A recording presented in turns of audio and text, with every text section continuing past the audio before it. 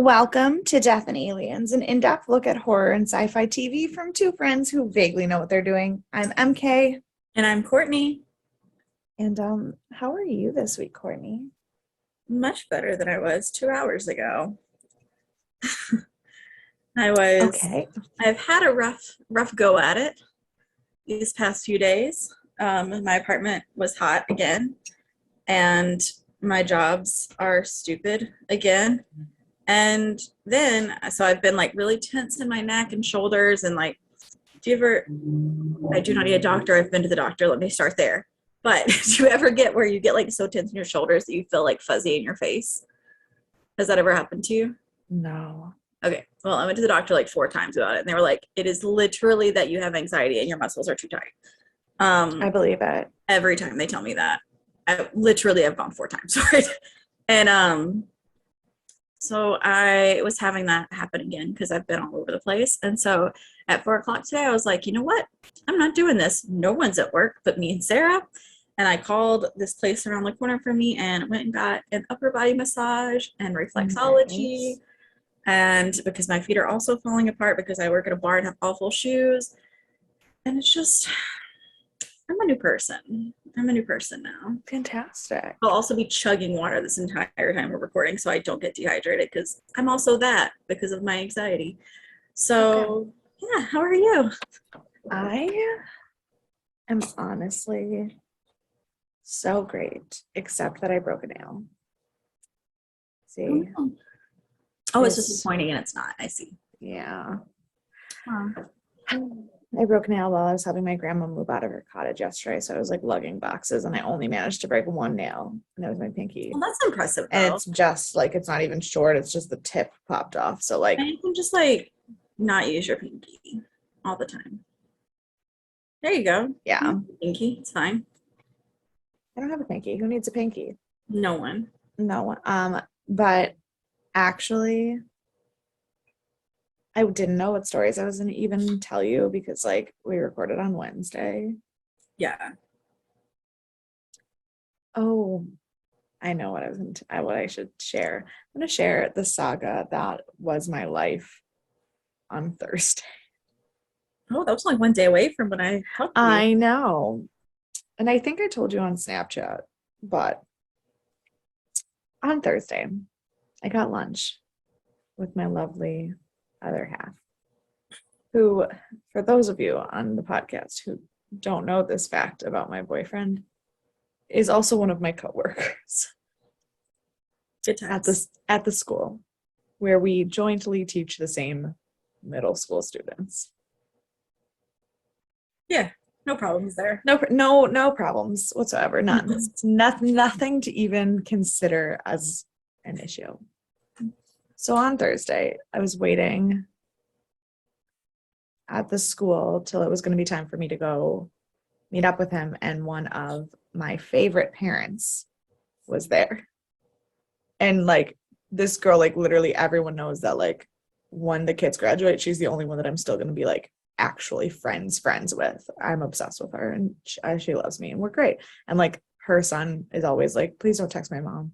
I know you will. And I know, he was like, I know I can't get in trouble at school because you're actually friends with my mom, and not just like the way you say, you know, everybody's parents. You're like actually friends with my mom, and I don't know what to do with that. I love it. But so I was talking to her, chit-chatting. I hadn't seen her in a while, and we were just talking about like how his summer is going, how her summer is going, blah, blah, blah. And then she goes, speaking of summers, you, my darling, are the subject of all of the kids' rumors this summer. And I just go, yeah, that's true.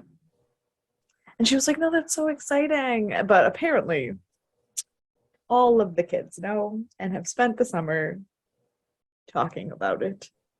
What else do they do? Right. So September's going to be so much fun. That's a word. But then the worst was when we went out, when we got lunch after that, he and I we like got food, and then we went to this park in the village that the school's in. That sounds so nice. To eat lunch. And one of his former students, whose younger sister is our student currently, whose mom is the only parent who I willingly gave my cell phone number to, jogged by and made eye contact with me and started giggling. And I was like, did you see who that was? And he was like, no, who was it? And I told him. He goes, oh, that'll be a fun conversation when she gets home. I was like, I bet it will. So I now no longer have to worry about trying to hide the fact that we are dating. I just have to try to stop everyone from talking about it all of the time. Fair. You can totally do that. Yeah, it'll be great. Yes. Honestly, some of the 6th graders will just be like, thank God that you dumped the other one because he was the worst. Truly, though. Truly, though. I didn't dump him, but it's fine. No more pictures of Bachelor guys on your phone anymore. Oh my God. I'll be thrilled. No more. That was the funniest thing when Clayton was the background on my phone. But then Clayton immediately got removed as the background on my phone when he started fucking around and messing with girls. And they were like, Miss Soda, we all misjudged him. I was like, that's what I heard. No. Ugh. That's what I heard. I'm behind the times, but and one of my students actually made my entire summer because this student, there were some issues with all kinds of stuff behind the scenes, and they were almost maybe not going to come back to school, to the school this year, but they're back, and I'm so excited. They are coming back? The one you told me wasn't coming back? Yeah, she is coming back. Oh, that's so exciting. I'm so excited. But so today she finally got into the Google Classroom, and she commented on the post and was like about the book. They're reading A Wrinkle in Time. Her class is reading A Wrinkle in Time. She commented on the post. She goes, I'm already taking notes. This book is epic. To be fair, it is a pretty stellar book. I reread them when the movie came out and then didn't watch the movie, so I don't know if it's any good. But I did reread all the books when the movie came out, so. The movie's not good. So I was like, well, I reread the books. They're good. So. But I was so tired today. So tired. Not in a bad mood, just super tired and not feeling very energized. And then I got an email that I had a comment in Google Classroom, and I was like, I can't deal with these kids right now. But then I read it and I go, oh my God, that's so sweet. I love it. I'm so happy. So I'm in a pretty good mood. Nice. But what would make my mood so much better? Oh yeah, so much better is if I just had a little more advice on how to be more spiritual. Well, I'm glad you asked. Let me give you that advice. In order to love who you are, this was long, I can't memorize it all.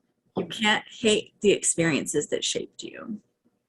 That's not even fair because of what I just told you before we started reading. I think you picked this card this time because I never do.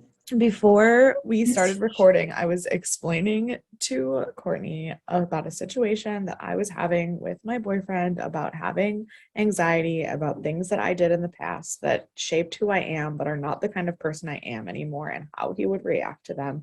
And so that is just rude. Well, full disclosure, I had my little box with all my cards in it. Yeah. Well, there was a day, 2 months ago, it's been a minute, where Sadie knocked the box over and strode the cards across my apartment while I was at work one day. Oh, good. And so now that I've picked them and replaced them in places, they've ended up in different places. So it's truly just the first 2 cards I can find, or the ones I pick for the week of recording. So it is not a decision made by my hand. It is made by the will of God. Who just wants to call me out on my bullshit, apparently. He does. Well, somebody has to, so. Fair enough.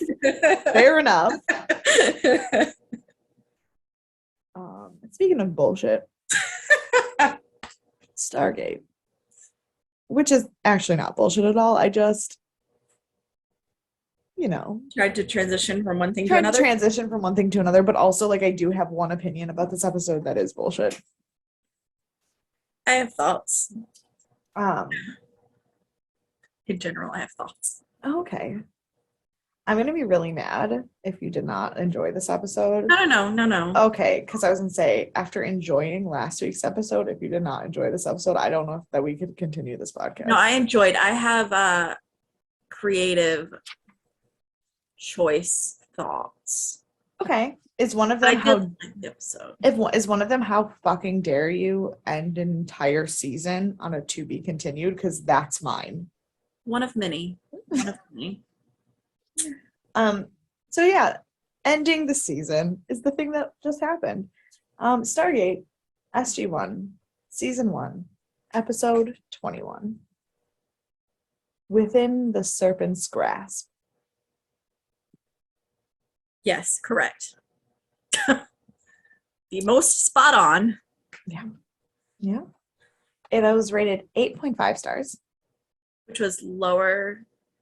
Oh no, it was lower than It's the highest though, right? It's not the highest. 8.6 is the highest, so it's pretty close.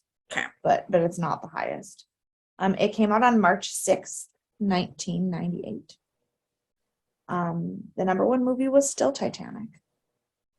And the number one song finally makes sense. Okay. Because the number one movie of the year has been Titanic since the beginning of the year. Not a single week of 1998 has happened so far where Titanic was not the number one movie. And yet we're all the way in March. And somehow the number one song has yet to become My Heart Will Go On by Celine Dion. Celine Dion should always be number one. Don't worry. This is the week. Now we have finally reached the week where Celine Dion has taken over. We're Titanic through the end now. Except this is the last episode of 98. Of spring of 98. Of spring of 98. Because then might come back to Titanic then. Luckily, no. I did look, and Titanic only stayed number one on the charts until probably mid-April or May. But to be fair, that's from January to April. Yeah. Still the number one movie. Pretty strong run. That's a pretty strong run. And I mean, well worth it. Well worth it. Mm-hmm. Oh, and I'm trying to think, what was the one that finally knocked it down? I was looking at because I was not surprised either. Since this is the last episode of the season, I will go ahead and just look that up for a second because it's not like we're gonna ever see it. Oh, just kidding. I was surprised. That's what it was. I was surprised because it was Lost in Space. I'm sorry. Lost in Space? The 1998 sci-fi film starring Matt LeBlanc and Gary Oldman is what finally took Titanic off the charts. I feel like they were just like, yeah, this movie's got to go. What's coming out this weekend?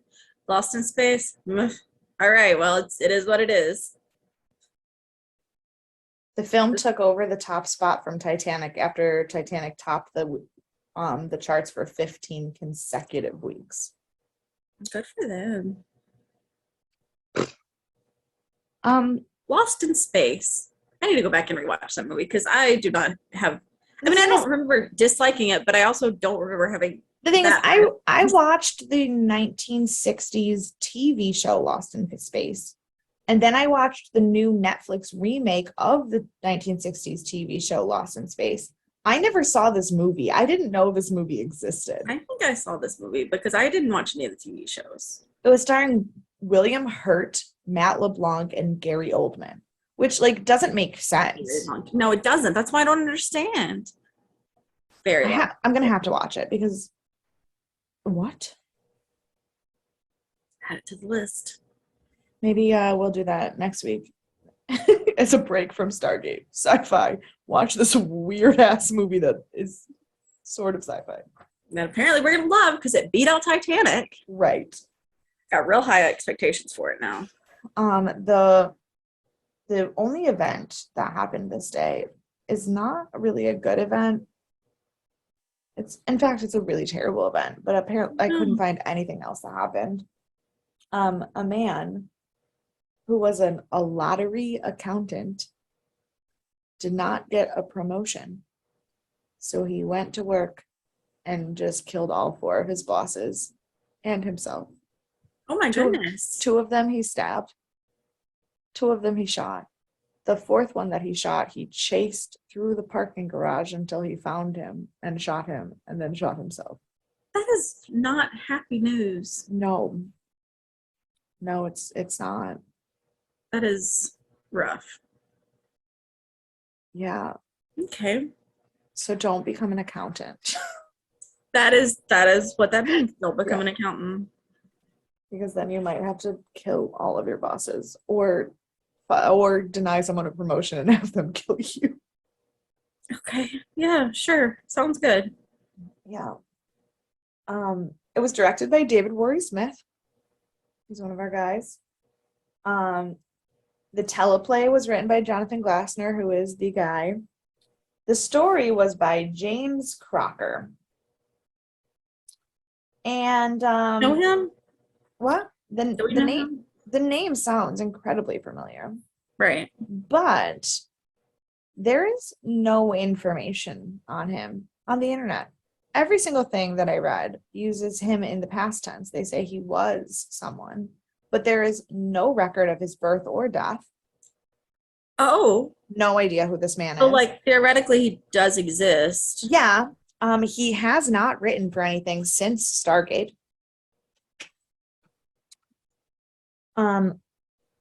He wrote a lot of sci-fi.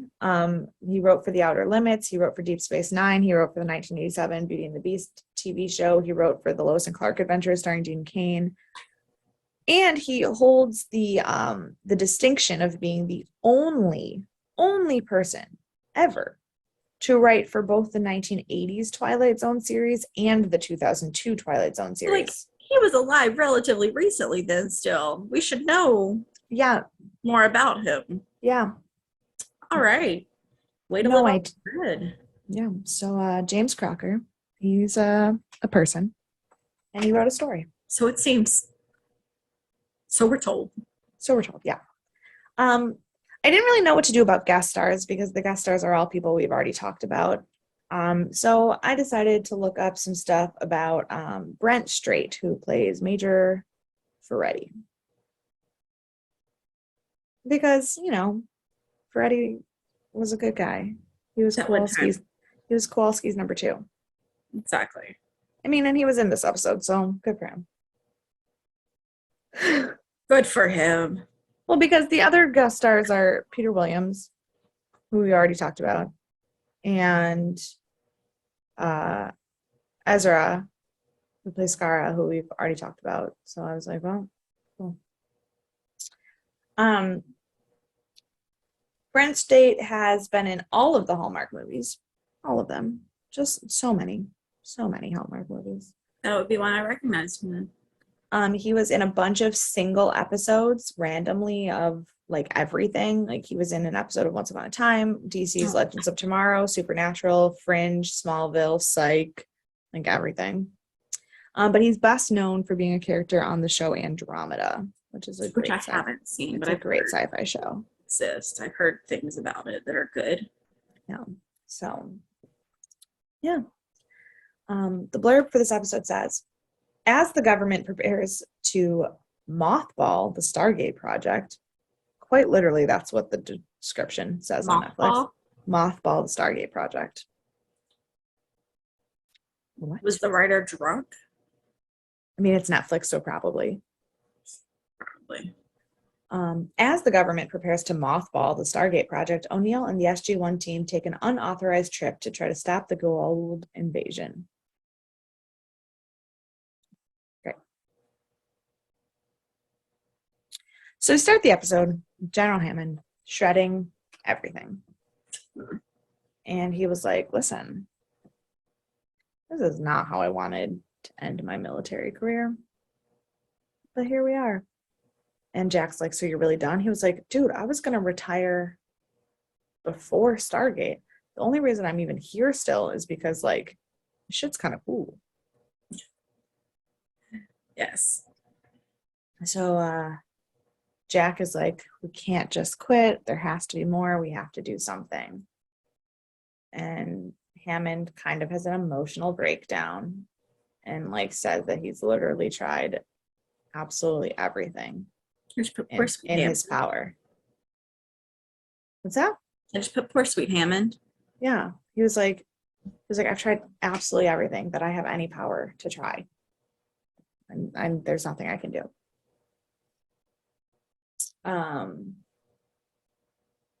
So then Jack goes back to the team and they're commiserating. And Daniel and Teal'c are like, no, but like we have to go.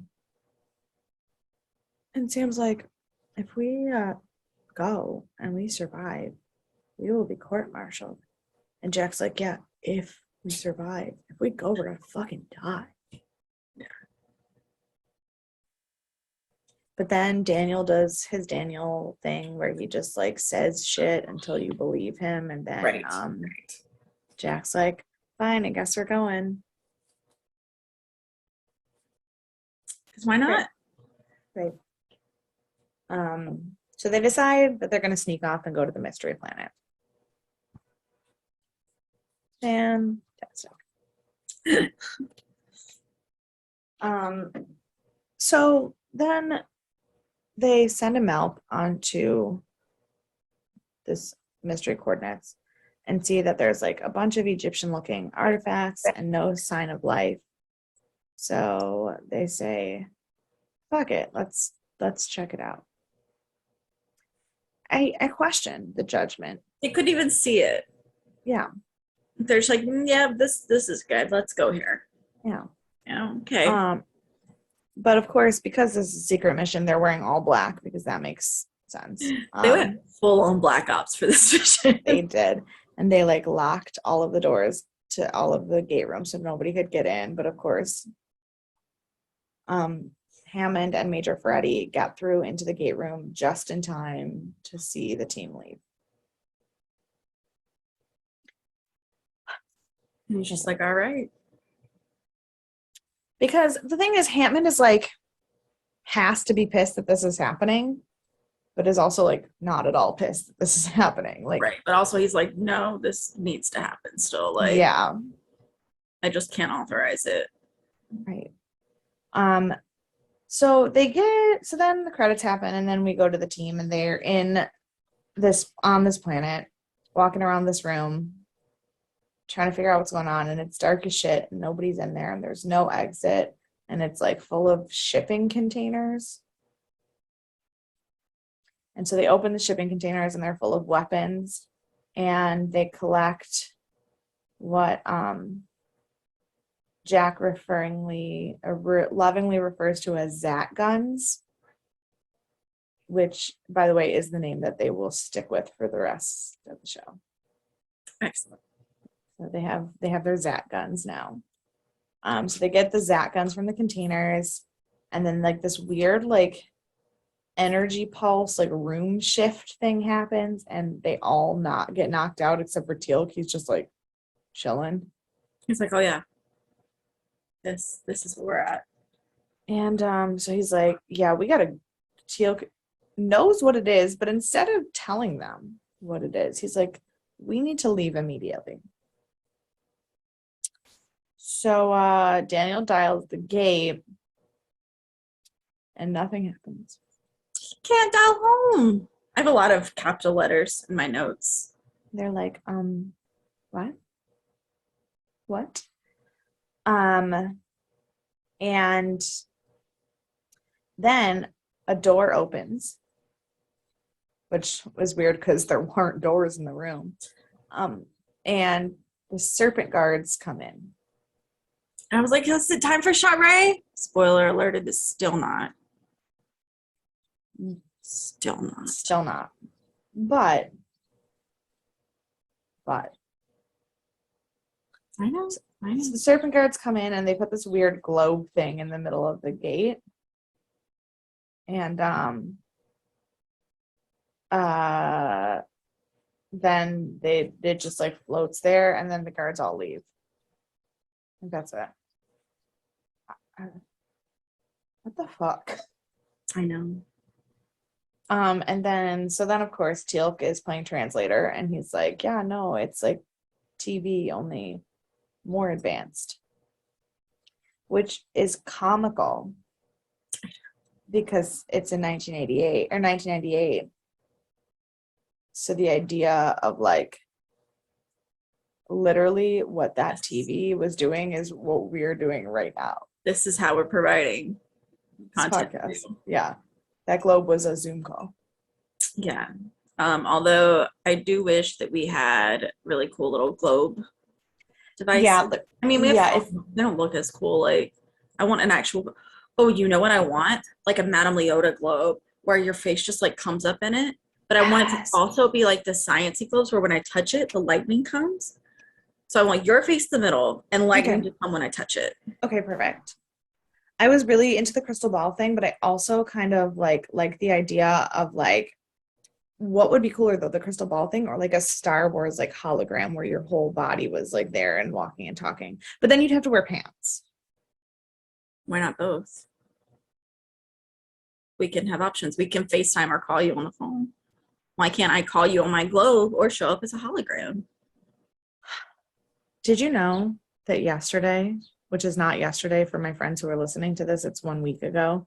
But yesterday, July 31st, 2022, is the day that George Jetson was born, according to the Jetsons TV show. I did. I forgot I saw that. Speaking of, everyone in the world died this week.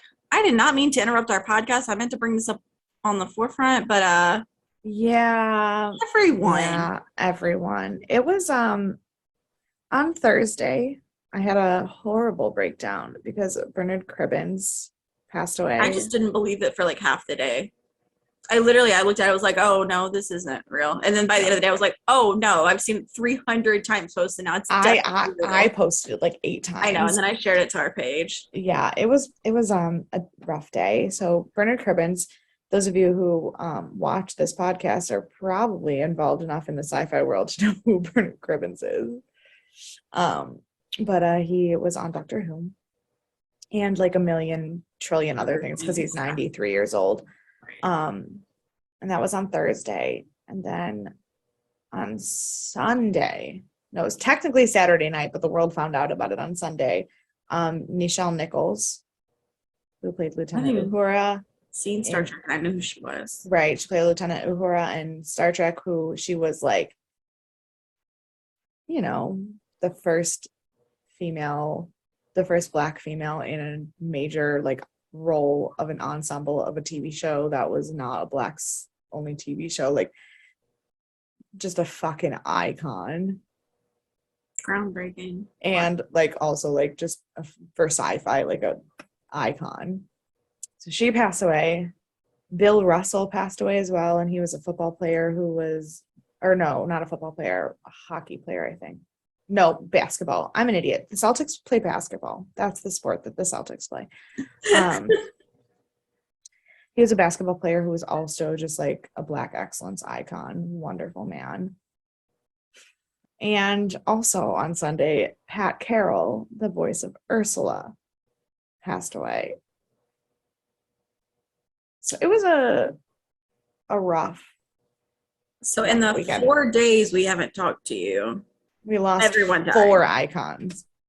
Also, I mean, and that's just the 4 that like had an effect on me, because there was also somebody else. I didn't know the Celtics player. Oh, okay. But the other I followed. But there was another one that was this weekend as well. Tony Dow. Mm-hmm. We've lost a lot of mobster actors. Yeah, but Tony Dow played Wally Cleaver on Leave It to Beaver, like the older brother. Mm-hmm. And then Paul Sorvino passed away this week. So now it was podcast because everyone we love has died. Yeah, but like I'm looking at the list of everyone who's died in 2022, and you're right, we've lost a lot of like the mobsters. Yeah. That is Ooh, what a time. What a time. Yeah. Sorry, that just got like really sad all of a sudden because I Sorry, was that's so my bad. no, it's started fine because I meant to talk about it and then it too. I didn't because it is fitting to talk about Nichelle Nichols on today's episode, on this episode, not the other one. Right, So. that's what I was thinking. Yeah, so back to happier times. Is it though? Because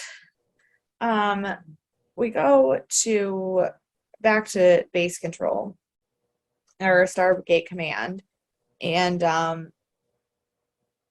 Ferretti is like, it was definitely SG1 that left, and Super confirmed. Hammond's like, okay, like I don't know what we're gonna do, and Freddie's like, this is what we're gonna do, off the record. Send me in, boss. Let me go get him. I will do anything for Jack. And Hammond's like, dude, what are you gonna do? Bring him back bring him back to be court-martialed and risk all of your men? Like that's not no. And he was like, fucking let me do it. Just like that. Yeah, exactly. Then because the serpent guards have left the room, Teal'c now knows where the door is. So they leave the room and confirm what Teal'c suspected but didn't tell anyone because Teal'c never tells people suspicions until they're 100% confirmed. That the reason the gate isn't working. Well, actually, we don't talk about the fact that it's the reason the gate's not working yet because it took them a little bit longer to get there than it should have. But they're on a spaceship.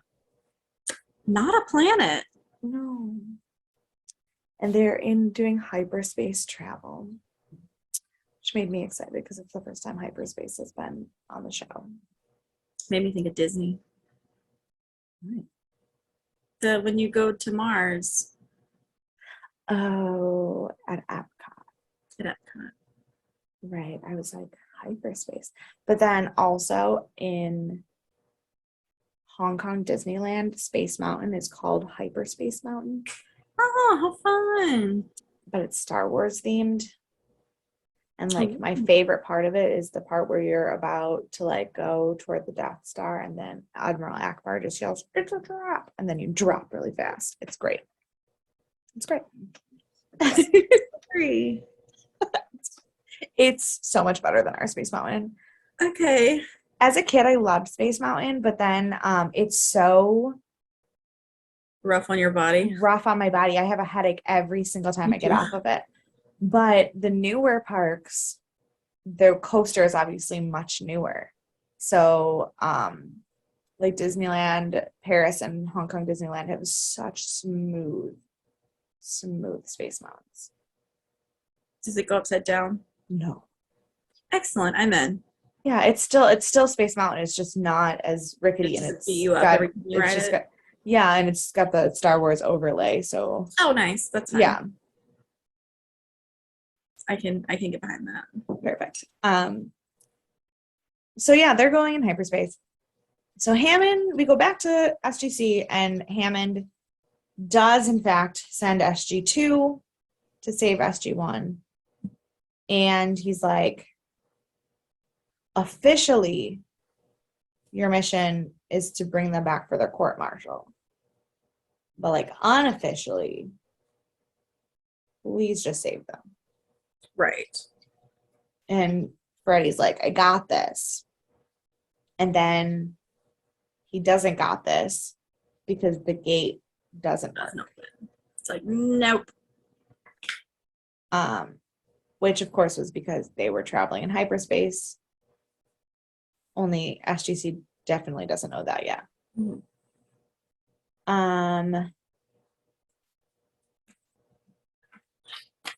Then they're trying to figure out what's going on the spaceship, and a guard shows up. One of the serpent guards shows up, attacks them. They kill it. We discover that the Zat gun does in fact work exactly the way Teal'c said it did. One shot, right. serious pain. 2 shots, death. 3 shots, disintegration. Which is actually usually what happens to me when I go out to drink. 1 shot is serious pain, 2 shots is death, and 3 shots is disintegration. Like, that's a good PSA. I don't do shots. Oh, I love that. As I'm sitting here drinking wine. From a mug. In case no one knew, that's not coffee. No, it's not. They discovered the gate issue and finally put the pieces together that you can't dial out with a planet as your main address code if you're not on a planet. Right. And then they figure out that the ship is headed to Earth, and Daniel was correct all along. Shocking. I know. We never saw that coming, even a little bit. But then Sam does some quick math and it's like, Teal'c, how fast do these ships go? He's like 10 times the speed of light. She's like, perfect. It'll take us a year to get to Earth. Fine. Wrong, but fine. Right. Then all of a sudden they're sitting there doing math, watching these people figure it out, and the Goa'uld are summoned to a gathering. And Jack's like, let's go. They're like, where? He goes, wherever they're going. Yeah. Field trip. So a video message appears in the weird globe TV, and it is Apophis, and he is telling the people of the ship that his son is their new ruler, and that they need to respect his son the way that they would respect him. And the sarcophagus opens. Whoa. He has a son? And the sarcophagus opens, and out arises Chlorel, the son of Apophis, aka Skaro. And I paused it to take a note, and my mom just goes, Jack is gonna lose his shit. I didn't realize that was him at first because I never remember anyone's face. But I was like, wait, is that the kid that Jack befriended? And then I just have a sad face. Yeah, so that's a thing. Jack's not thrilled. And he's like, okay, plan of attack. Sam and Daniel put C4 all over the ship. Teal'c and I gonna kidnap Skara. Mm-hmm. And Sam's like, is that really where you want to go with this? I believe you are making emotional decisions. And he was like, probably. But also, logistically, what other choice do we have? Right. Which is fair. Usually, I don't think they think these things out. But they're on a spaceship, and their only hope of not returning to Earth by a death strike is that Skara is still inside himself at some point. So their chances of not dying are at like 0.03 at this point. But like that 0.03 is what they got to work with. That's why they have C4. Correct. So Teal'c and Jack find Skara. They kill all the serpent guards and they grab him and they lock the door to make sure nobody else gets to them. While Sam and Daniel sneak around planting C4. And then we have some intense stuff happen here. The Goa'uld Chlorel was now inside Skara, tells Jack all kinds of horrible stuff. But he tells him that nothing remains of Skara and that there's no hope for them. But he says that it's because Skara was weak and feeble-minded, and that Skara is and that Skara is too afraid of having let down Jack, that he won't come out, and he wants to stay protected by Chlorel. I hate him. So, Jack is like, are you sure? that one shot from the Zat gun will not kill him. And Teal'c is like, 100%. So Jack shoots Scar. And in the moment of the intense pain, Skara himself is able to fight out a little bit. And as he's fighting for freedom, the first things he shouts for are Sharae and Daniel, which is so sad. So sad.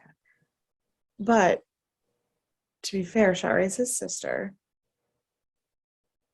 And Daniel is her husband. So like that's like his family. That's his family.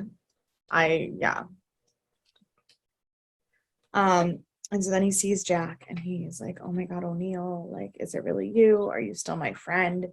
If you're still my friend, I need you to forgive us for what we're about to do. When he said, O'Neill, are you still my friend? I cried. I was like, that is so sad. If only Skara even remotely understood how much he means to O'Neill. I know. Ugh. It broke my heart. So then Jack's like, what do you mean what we're about to do? I need to know what you mean. And then Chlorel is like, haha, bitch, it's still me. It's me again. So a bunch of Jaffa finally get into the room and they say that they're going to kill Jack. And Teal'c's like, if you kill Jack, I will kill Chlorel. And they're like, no, you won't, because that you don't want to kill the host. And I was like, can you not bluff? Like, come on. No, it's Teal'c. He can't. He doesn't know. I know. So Chlorel presents Teal'c and Jack to Apophis. And Apophis says they need to take Teal'c's Primta, which is larva of the gold, and cut it out and let him suffer to death with Jack watching him. It's so sad. And Scar is about to do it, but then he's like, no, take them to Peltok instead, which I think is like a fancy gold word for prison. Yeah, that tracks. And he says that it's because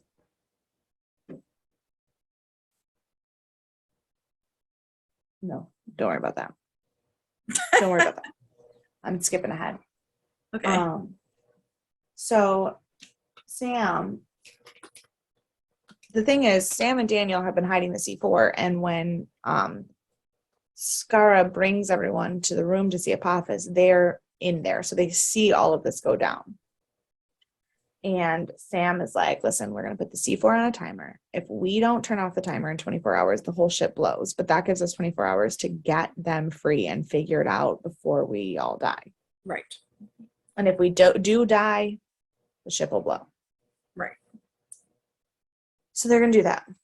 So then all of a sudden, the ship slows down. And quite literally, all of the sudden, it slows down. And it slows down right outside of Saturn.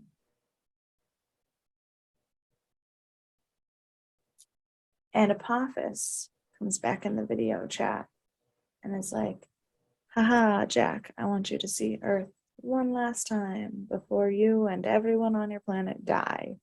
Bitch. Which is very rude. Very rude. But also, like, the correct way to be a villain. Well, yeah, no. Because, like, if you just killed them and then moved on, what joy is there in that? Right. If you're going to be a bad guy, at least get joy out of it. Yeah. So then we find out that SGC did, in fact, get a call from NASA because a ship randomly appeared on the deep space radar outside of Saturn. So Hammond is like, Daniel's prophecy came true, and he's not even here to see the whole world blow up.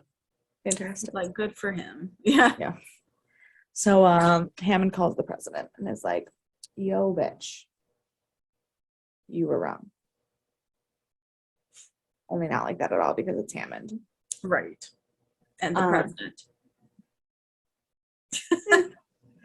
I'd call the president like that.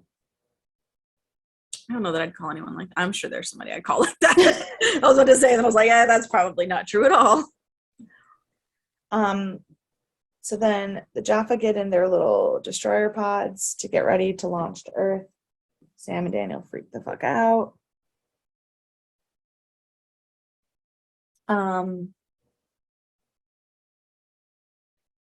What? Oh, I can't, my handwriting. I started falling asleep at this point, not because the episode was bad, but because I was just so tired that my handwriting no longer is even remotely legible. Nice. But Hammond, we go back to SGC where Hammond is like giving orders because he is now in control and in charge of the entire military forces of planet Earth, really. Mostly of the United States. The rest of the planet's probably not really involved quite yet. Right. But he's running the whole show because they're quite scared and dumb. Accurate. So Daniel and Sam cause a jailbreak. They like shoot everybody so that the Teal'c and Jack can get free, and Clarel starts to attack Daniel, and Jack hesitates. And he's yelling for Skara. And Teal'c is like, you can't save him. It made me think of Old Yeller. So Jack shoots Skara. And he dies. And his last words are O'Neill. And then Jack is trying to mourn his second son dying in his arms again. And Teal'c is like, Jack. And he's like, can you give me a fucking second? And Teal'c literally says, I cannot. Because Teal'c is looking out the window of the spaceship as they are rapidly approaching Earth. And then the entire fucking season ends. Look, I have so many thoughts on how they chose to do this season as a whole. We will talk about those later. No, I know, but I don't like. Could you imagine if this show had not been renewed? Do we know if it was renewed before this episode came out? That is a great question. I don't know, but I will find out. Because could you imagine? So this whole season has been one thing after another. And I said this early on. I was like, I don't understand why, like, I don't see where they put enough in to renew it. Sure, there's a ton of information, but because they're not, like, coming back to any of it. Right. And then this episode, it's like, we're going to end on the biggest cliffhanger that, like, the world's ever had that's in existence. And it's like, well, what if you didn't renew now? Like, how stupid would that be? Oh, let's see. So, that's one of my complaints. Well, here's the thing. The 100-minute premiere episode, Children of the Gods, received Showtime's highest ever ratings for a series premiere and ranked as the highest rated original movie to premiere on Showtime at the time. The show got a 10.5 rating in Showtime's approximately 12 million U.S. households, which equal to 1.5 million homes watching it. The series did not have very good critical response, but it was a ratings success. It like blew the ratings out of the water. It was originally planned, here we go. It was originally planned to be a 2-season series. So seasons 1 and 2 were planned from the get-go. Well, I have less complaints about the end then. Then, because it did so well in those first 2 seasons, it went on for 10 seasons and became the second longest running. 3 more years. The second longest science fiction show of all time after Doctor Who. Yeah. Individual series, because obviously Star Trek and like as a franchise, but like individual shows. But yeah, no. So it was originally planned to be 2 seasons long. So they knew when they made that they were coming back. Well, that adds a lot to why they moved so slowly.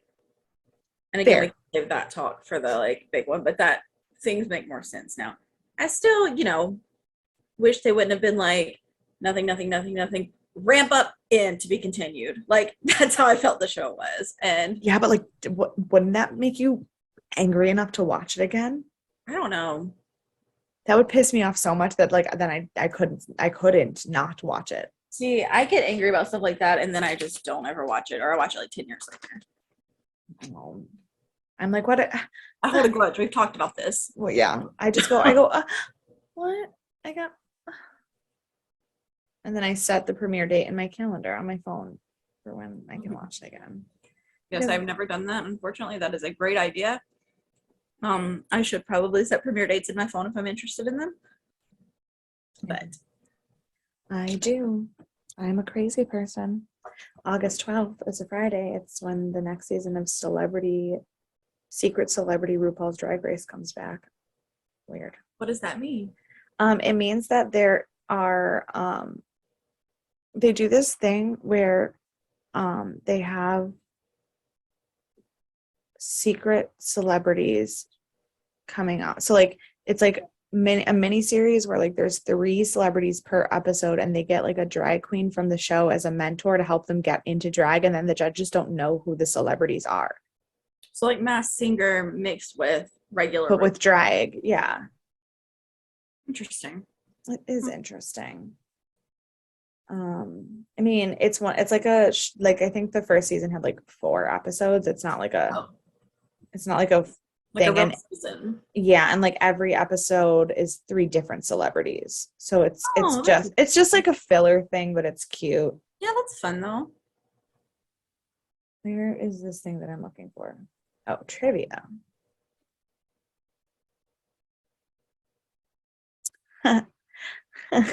Oh gosh. This is a good one. So when they're on the Gold ship and the are talking about the TV ball thing and whether it works, how it is not really a TV. Jack says, "Does it get showtime?" I made a note of that. But when the show came to Hulu in 2018, they changed it. Like they overdubbed it so that he didn't say Showtime, because obviously Hulu doesn't have rights to Showtime. Right. But weirdly, the closed captioning didn't get fixed. So it still said Showtime in the closed captioning. So then when Netflix picked it up, they just Went got back. rid of the fake dub. That's so funny. I do love that one. After this episode and the initial airing of the season in Sweden, it would take another 5.5 years before season 2 aired in Sweden. If I was in Sweden, I 1000% would not have watched the second season. I would have been angry. I would have forgotten what happened. Yeah. We didn't even have the internet. Well, like 5 years after it came out, maybe there was internet enough to search what happened. But the crazy thing is, people were so mad about it. So mad about it because Swedish sci-fi fans loved the show. And they were so mad about it that the series finale in Sweden, like the final episode of season 10, aired. Okay, so here's the thing. Season 2 in Sweden premiered 9 years after season 2 premiered in America. how? Because it got picked up by Sweden late, and then they delayed it so long. So season 2 premiered 9 years after. Mm-hmm. Season 10 final episode only premiered 4 months later than it did in America, because they were like, oh, people like this, and they just played those Just kept shows. going. They were like, nope, here you go, here's all the episodes, I'm so sorry. That's so funny. Yeah, you tell him, Sweden. During the scene where Carter and Jackson are watching the Jaffa enter the death gliders, you can clearly see a Jaffa and the glider on the far right of the screen raising the roof. That is a... I didn't notice, but I wasn't looking to notice. So, Oh, here's a good one. As the ship is passing Saturn, we get a several seconds long view of Saturn and its rings. Given the diameter of the rings and the amount of visible movement, the ship is certainly going less than 1/10 the speed of light. Saturn, at its closest, is 70 light minutes away.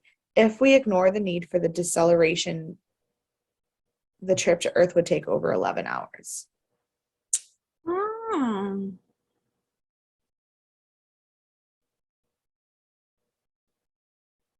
Oh, and then the shot of the 4 people running into the active Stargate in the beginning credits for all of the early seasons is from this episode. That makes sense. Yeah. So, yeah. They don't have light speed travel down quite yet, and Sweden really fucked that up. It's only season 1. It's fine. Yeah. We'll get there. Poor Sweden, man. Live and learn. Yeah. Do you have any final thoughts on this episode? Not on season 1, because we will be doing a season 1 recap episode, because we didn't do wrap-up episodes with Bates Motel because the seasons are so short. Mm-hmm. But with this, because the season is so long and it's so convoluted, we decided we're still going to do a wrap-up episode just to try to like get our thoughts and our heads around everything before we move on. So we are still doing season 1 wrap-up. We may have a special guest schedule permitting. Ooh. But I don't want to make any guarantees because I don't know what their schedule is going to look like. My final thoughts. So your final thoughts on this episode? I'm very sad about Skara. That was devastating. I am pissed Sheree was not in this episode. And I will feel that way every episode until she's here. Which I'm assuming will be episode 1 of season 2, but it's just a prediction for the future. Okay. I feel like Daniel always gets the short end of the stick, but he also is like the reason that they get saved all the time. Like in this episode in particular, he was like, he's the reason I feel like everyone got saved, but he also is like caused chaos, I feel like. So fair. Do you want to punch anybody this week? Absolutely. Fantastic. The Clarel. Okay. Mm-hmm. That's fair. I would like to punch quite a few people, really. Yeah. But I think I'm gonna give it to Apophis. Fair. I would have gone with Apophis, fine, go with Clarel. Yeah. And how about your MVP? Sweet Jack. But I had a few. This one was a little bit tougher for me. Mine is someone who didn't actually succeed in what they were trying to do. But Ferretti. Because he was like, fuck it. I don't care. I don't care about the court martial. I don't care about the rules. I'm going. I'm doing it. I know. My prediction from last week that they were going to break all the rules was correct. I almost wrote a note. Courtney was right. Yes. Love when I'm right.